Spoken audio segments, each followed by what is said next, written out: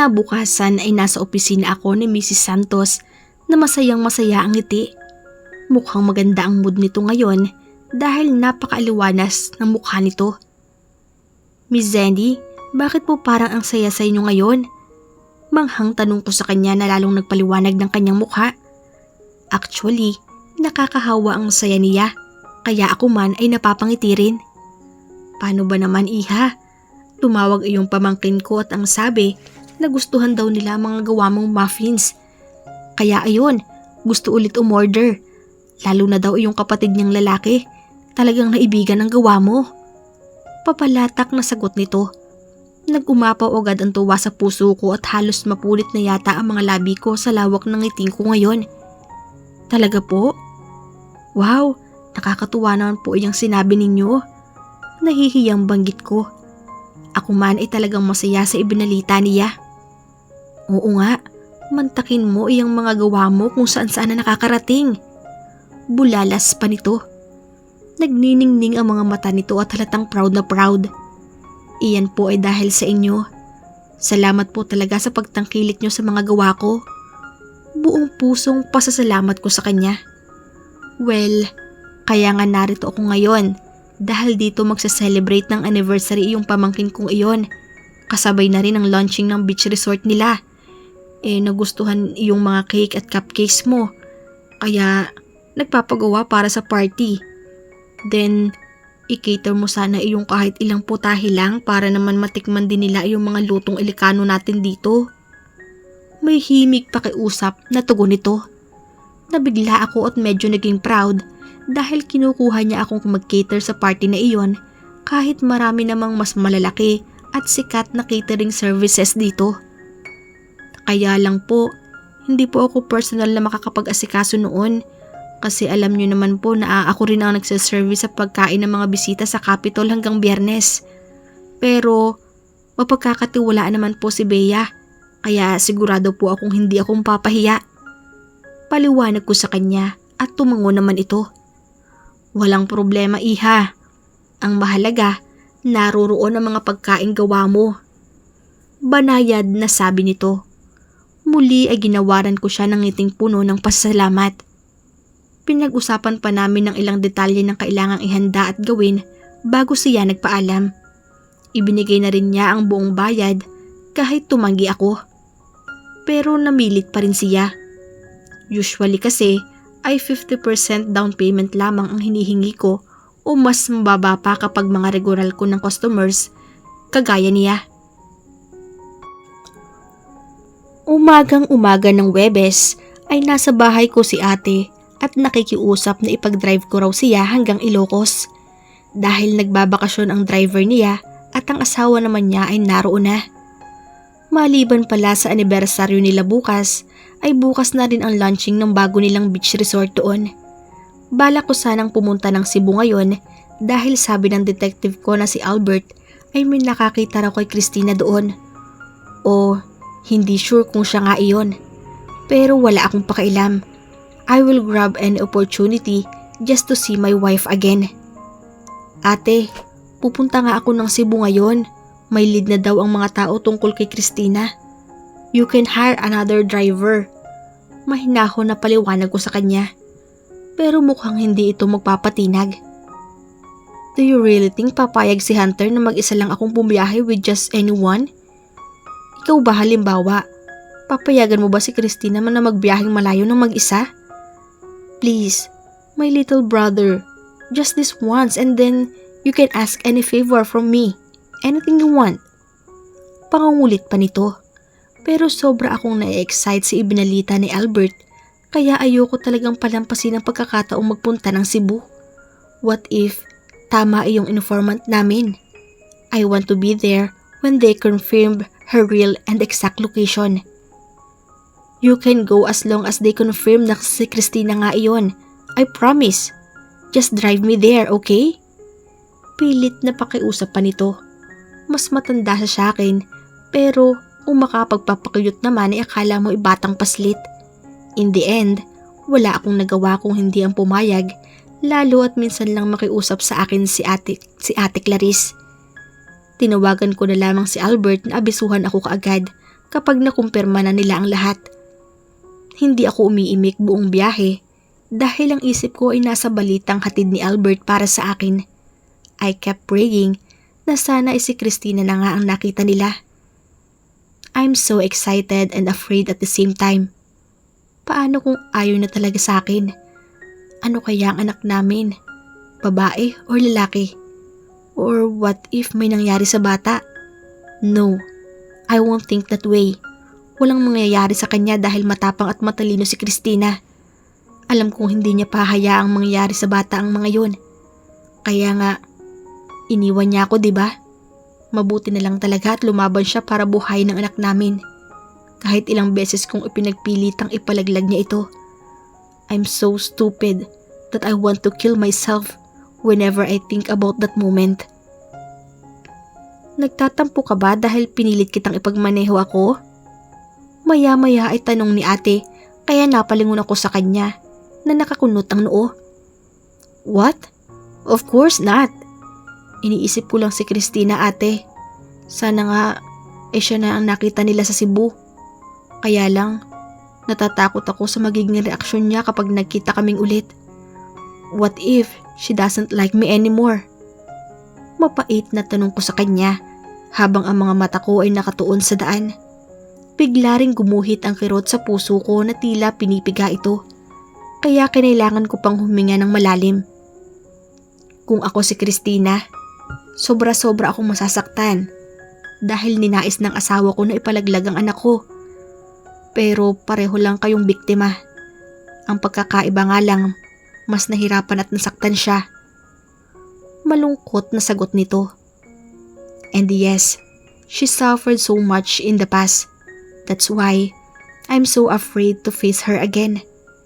Pero hindi rin ako susuko hanggang hindi niya ako mapapatawad. Kung kailangan kong lumuhod at magmakaawa ay gagawin ko. Kahit ligawan ko pa ulit siya hanggang sa mapaibig ko siya ulit at maibalik ko sa buhay ko, ang walang duda ay gagawin ko. Kahit ano, basta tanggapin lang niya ako ulit. What if hindi niya na ako tanggapin, ate? O kaya ipagkait niya sa akin ang mga bata dahil itinanggi ko iyon noon. And worst, muntik pang ipapatay. Sunod-sunod na tanong ko kasabay ng pagguhit na naman ng bagong kirot sa aking puso. Lagi kong ini-imagine kung anong magiging itsura ng anak namin. Kamukha ko ba o ni Christina? Paano kung hati? Sigurado, cute na cute pa rin iyon kahit sino ang maging kamukha sa amin. Kahit maikling sandali ko lang nakasama si Christina, alam kong mabuti siyang babae at napakabait. Kaya I'm sure, bibigyan ka niya ng chance na makapagpaliwanag. At kung kailangan mo siyang suyuin para mapatawad ka niya, bakit hindi, di ba? Ikaw pa ba naman? Our Charlie is a charmer and I know your love for her is enough for her to forgive you. Unless, marahas akong napalingon muli sa kanya nang hindi niya ituloy ang sasabihin. Unless what? Kinakabahang usisa ko. Well, mahigit 3 taon na rin kasi ang nakalipas. What if na-in-love na siya sa iba? Hypothetically speaking lang ha. What if may iba na siyang mahal? Anong gagawin mo? Seryosong tanong nito. Tila binundol ang puso ko sa tanong niya at napahigpit ang hawak ko sa manibela. I can't think straight because of that. It won't happen. Sa mata ng Diyos at sa mata ng mga tao, kami pa rin ang mag-asawa. Kaya hindi siya pwedeng mapunta sa iba. Matigas kong tutol sa sinabi niya. Bagya itong lumapit sa akin at tinapik ang balikat ko. Sana nga, Charlie. Masuyong bulalas ni ate. Bigla akong natulero sa katotohanang maaring ang makagusto sa iba si Christina. What if ganoon nga ang mangyari at hilingin niya sa aking ipawalang bisa na ng tuluyan ang kasal namin? This is driving me crazy. Akin lang si Christina. Akin lang siya. Gabing-gabi na nang makarating kami ng Ilocos at ilang minuto lang ay nakatanggap na ako ng tawag kay Albert. Agad akong nagpaalam kay ate para kausapin muna siya bago tumuloy sa loob ng bahay. Albert, kumusta ang lakad nyo? It is confirmed? Sabihin mo lang at ngayon din ibabiyahe ako punta riyan. Agad kong tanong sa kanya. Mabilis ang tibok ng aking puso dahil sa kaba at pananabik. I'm sorry sir, pero failed ang mission namin today. The girl's name is Christina too. But it is not her, sir. Nakausap ko siya mismo kanina. Again, I'm very sorry sir. Malungkot na pagbabalita nito. Nanlumo ako sa narinig at tila bumigat na naman ang aking dibdib. It's okay, Albert. Just continue with your job and inform me if something new will come. I told him and ended the call. Bumalik na ako sa bahay at nakasalubungan ko si Kuya Hunter. Binati ko siya at nag-usap lamang kaming sandali bago ako tuluyang pumasok. Hey, Charlie, bakit ganyan ang itsura mo? Nag-aalalang tanong ni ate nang makita ko. Sa likod niya ay ang matandang babaeng kamukha ng mami ni Kuya Hunter. Ito na marahil ang tita na sinasabi niya. Albert just called me and said, "It's not my Christina." Walang kabuhay-buhay na sagot ko sa kanya. Minamalas din ang matinding lungkot sa mga mata ni ate. Kaya pinilit kong umiti. Naghahanda siya para sa anniversary party nila bukas, kaya hindi pwedeng dumagdag pa ako sa iniisip niya. Will you just please stay until tomorrow then? Please? Please celebrate with us para naman kumpleto ang pamilya natin. Mommy and Daddy will be there tomorrow with Cherry and Chona. Namimiss ka rin namang kapatid natin. Pakiusap ni ate. Well, wala namang mahalagang appointment bukas until the weekends. Kaya wala naman sigurong problema kung pagbibigyan ko siya. Kaya tumungo ako at nagpaaliwalas ng mukha niya.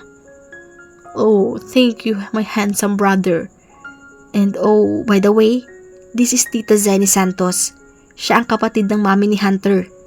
Sagot ni ate saka ako pinakilala sa matandang babae na nasa likuran niya na kanina pang nakamasid sa akin. Medyo kumunot pa ang noo ko dahil titig na titig ang matanda sa akin na tila may malalim na iniisip. Nice to meet you po, ma'am. I'm Charlie Moretti. Nakababatang kapatid po ni Ate Clarice. Magalang napakilala ko sa aking sarili. Napangiti naman ito pero hindi pa rin inaalis ang matamang titig niya sa akin. Bahagya tuloy akong naasiwa. The pleasure is mine, iho. Pasensya na. Napansin mo sigurong tinitingnan kita kanina pa. Hindi ko alam. Pero parang may nakita ako dating kahawig mo. I just can't remember who it was. But you have the same eyes. Ang hirap talaga ng tumatanda na dahil makakalimutin na rin. Natatawang sabi nito. Napangiti ako kahit medyo nagtaka ako sa sinabi niya. Wow, Charlie, hindi na pala original ang mukha mo. Natatawang sabad ni ate, kaya tinaasan ko lamang siya ng kilay. Whoever it was, I'm sure I'm still more handsome. Ganting biro ko sa kanya. Sabay na napahagikhik ang dalawang babae na nasa harapan ko. O sige, Clarice, ikaw na muna ang bahala dito sa kapatid mo. Pwede mong ipagamit sa kanya ang kahit alin sa mga guest rooms. Marami pa kasi akong kailangang ayusin. Tapos ipa-follow up ko pa yung mga pagkain ay hahanda bukas. Pamamaalam ni Tita Zenny. Lumingon pa siyang uli sa akin, kaya nginitian at tinanguan ko siya. Thank you, tita, sa pagpayag mong dito sa amin ganapin ang party, ha? You're so nice po talaga. Puri ni ate sa kanya. Naku, wala iyon anak. Masaya nga ako dahil dito nyo napiling mag-celebrate. Parang family reunion na din ito, di ba? You're right, tita. Tugon ni ate sa kanya. Tumango ito at muling nagpaalam sa amin. Nginitian ko lamang siya at tinugon naman niya ito. Gabi na, but I still feel like walking or something. Sa bagay, napakaganda ng Ilocos sa gabi, kaya pwede rin siguro akong mag-ikot-ikot para naman makapag-relax ng konti. Kailangan ko ring ihanda ang sarili ko sa muli naming pagkikita ng mga magulang ko. I never attended any family events and gatherings for the past 3 years dahil sa nangyari sa amin ni Christina. But I hope Tomorrow will be alright. The anniversary party. The party is about to start at any moment, but I still feel lazy to go downstairs and join them. I'm still busy looking at all the pictures of my wife in my phone. Ito ang ginagawa ko araw-araw, lalo na kapag nalulungkot ako at namimiss siya ng sobra. I was cruelly disturbed with the series of knocks. I straightened my back when I saw that it was my dad who entered the room. Napakaseryoso ng mukha niya habang nakatitig sa akin. Son, are you not going to join us there? Mahinang tanong nito nang ganap nang makalapit sa kinauupuan ko. I will, Dad. I just feel a bit lazy, but I will soon join you there. Sagot ko at bumuntong hininga siya na tila may mabigat na dinadala sa kalooban. Hapon na sila nang dumating kanina, kaya hindi na kami nagkaroon ng pagkakataong makapag-usap. The sadness in my mom's eyes were so obvious earlier. I know I have said this many times, but still, I want to say it again. Charlie, your mother and I are really sorry for how we treated you and your wife back then. I know it's been a hell for you for the last 3 years, and I constantly blame myself for that. Madamdaming pahayag nito at nagilty ako. Sinisisi ko rin ang sarili ko sa pag-alis ni Christina. Kaya alam ko ang nararamdaman niya. I just want to see her again, Dad. Malungkot na tugon ko sa kanya. I know I'm a man, but I can't help my tears from falling whenever I think of my wife. Only she can bring back the color in my life. Hindi ako nakasisiguro kung makakatulong, pero mayroon akong isang teorya kung bakit hindi pa rin natin siya natatagpuan hanggang ngayon. Bigla ay sabi nito, kaya napaangat ang aking mukha para tingnan siya. Anong ibig sabihin niyo, Dad? Hindi ko maintindihan kung bakit biglang naalerto ang isip ko sa gusto niyang sabihin. What if she changed her name? Maybe she's not using her real name and hiding with another identity. Kaya nahihirapan tayong makita siya. Saad nito na halos ang kausap ay ang sarili niya. How come I didn't think of that? Of course, if she used her real name, tracking her will just be a piece of cake. What will I do now? Wala na ba talagang pag-asang magkita kaming muli?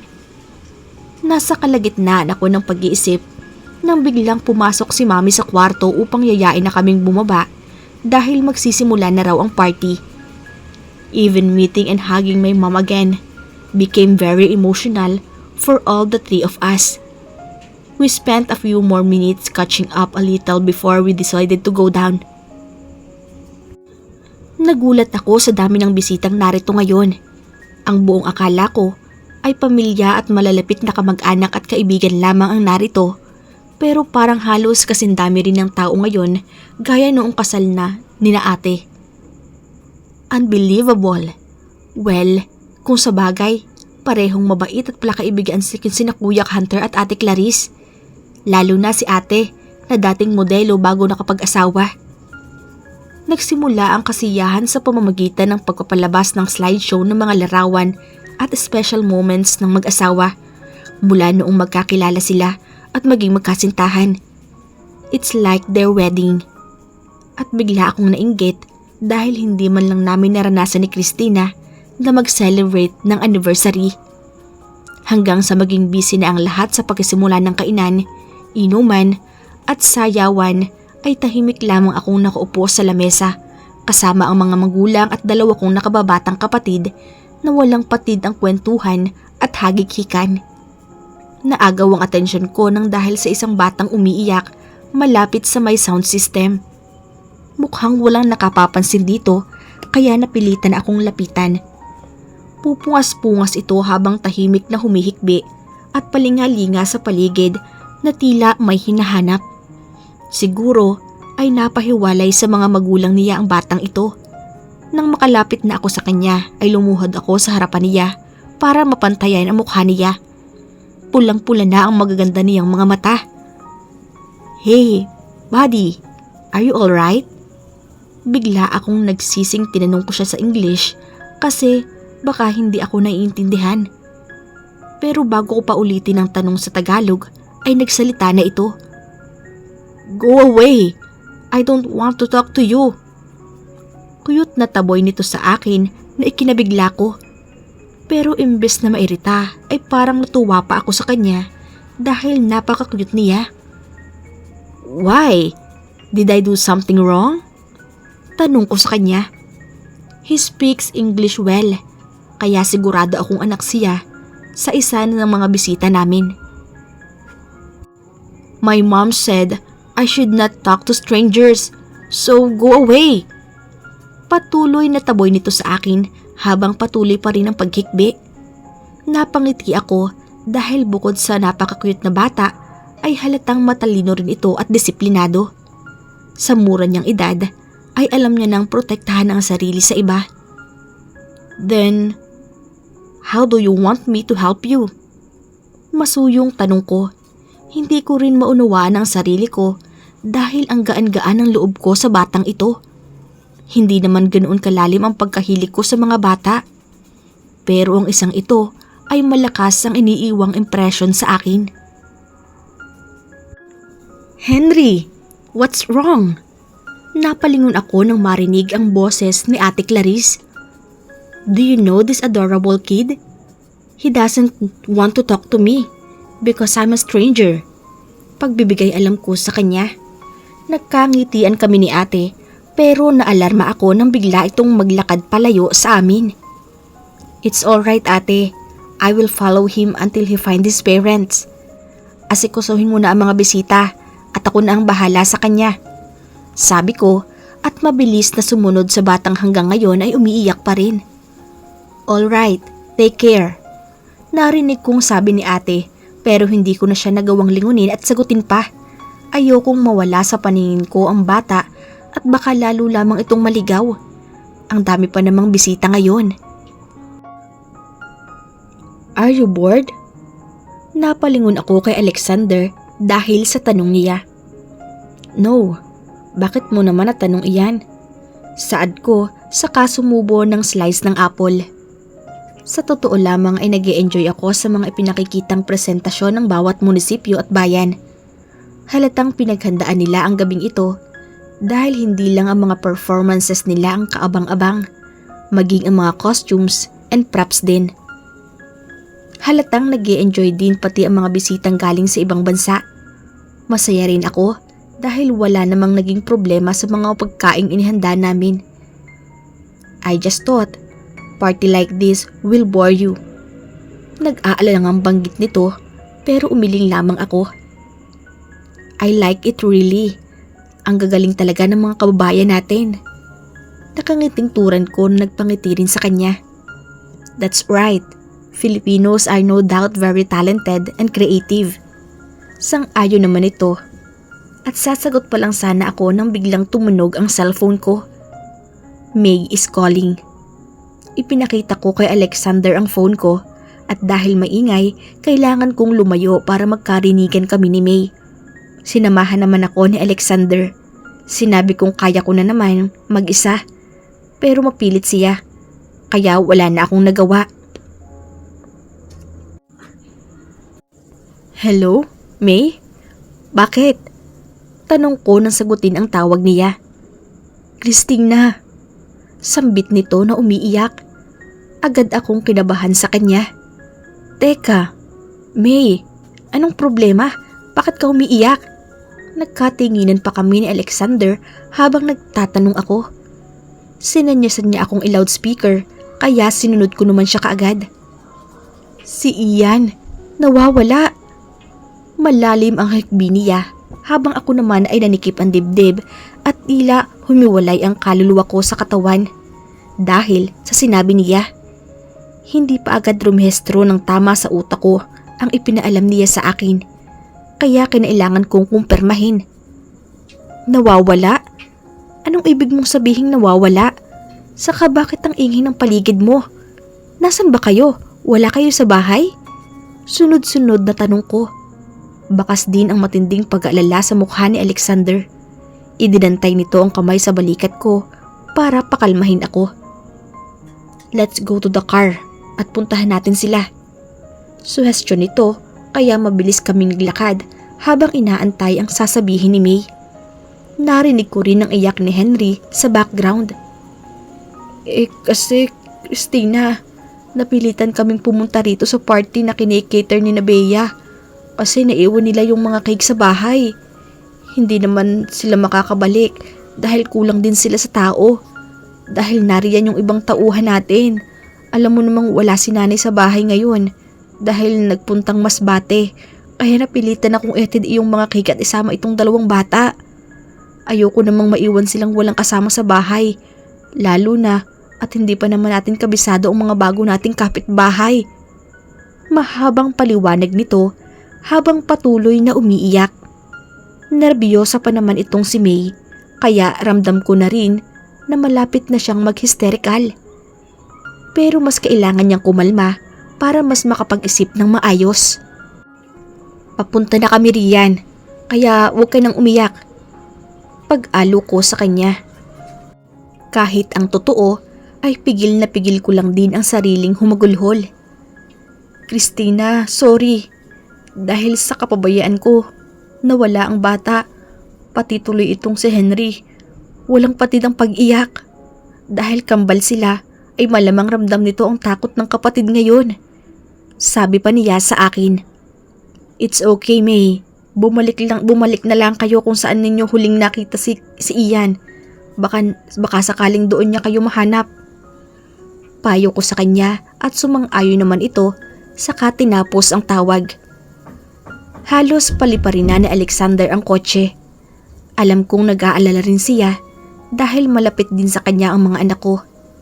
Hindi ko na malayang basa na pala ng mga luha ang aking mukha. Nanginginig na rin ang mga kamay ko sa takot. Ang dami-daming nababalitang mga batang kinikidnap at kahit kalmahin ko ang sarili ko ay hindi ko magawang maiwasang magparanoid. Don't worry, Christina.